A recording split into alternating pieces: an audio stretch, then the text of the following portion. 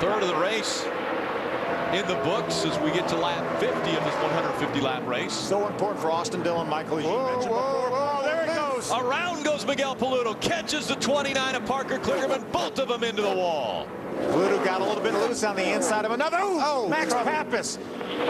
Papis trying to go between the 29 and the 7. Contact is made. We see Todd Bodine trying to avoid that 9 of Papis. Sorry, guys, got loose up there. Man, hearing me, that's Palludo right there. Said, sorry, guys, I got loose down there. Really took out that 29 truck of Parker Klingerman. Horrible break for Parker. And then Max came along with a racetrack blocked and made contact with Parker. Parker's going to climb out of that 29 truck. Not only did he get caught up against the wall, but Max Papis made contact once again. Even after the caution came out, he was trying to duck in between the 2 trucks.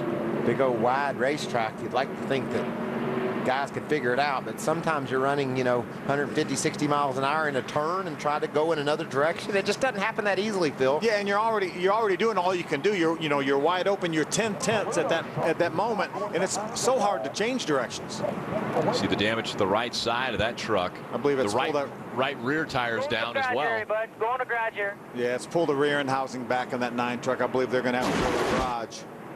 Here it is right here, Miguel Palludo on the inside of Justin Lofton. Watch him start wobbling soon as he enters the corner, Phil, and he just tries to stay off Lofton, and unfortunately for Klingerman, he wasn't able to keep control of his truck. Yeah, nice save by Justin Lofton. Keep watching this now. Max Papis is going to come along here. He was trying to go between him, and Parker was coming down the racetrack a little bit. Looked like he had a lot of speed there. Yeah, but he wasn't going a lot faster than all the trucks around him. Like we said, you dive down in the corner, you were wide open committing to the corner, and it's just hard to get low down that quickly. And Max wasn't going any faster than the rest of the guys, but he just didn't have anywhere to go. Miguel Palludo, Justin Lofton, they're battling for the 7th spot when that happened. Yeah, tough break. We've seen it so many times. We saw it early with Josh Richards. Miguel on the bottom, another truck. Lost the back end when he got down to the corner. Had to chase it up the hill. Made contact with Parker. Here goes Max. It looked like if Parker's truck would have stayed up there, Max would have had room. But unfortunately, didn't happen. You can see just behind Max, there's Joey Coulter doing an amazing job of getting that truck whipped to the high side. And then Tom O'Dine, he almost hits Max Papis, and they were basically stopped at that point. It looked like Joey, as you see the contact right there between Palludo and Klingerman. It looks like Joey Coulter and Max were running the exact same speed, but unfortunately for Max, he got there first. Watch the job Joey does. And Todd to avoid Max. Crafton's ride, he has a little bit of a crazy ride down here on the apron. You heard Matt Crafton grab 3rd gear down there, downshifted as he was trying to get by those trucks. And Matt Crafton's thinking, there's a few more spots that I'm going to get.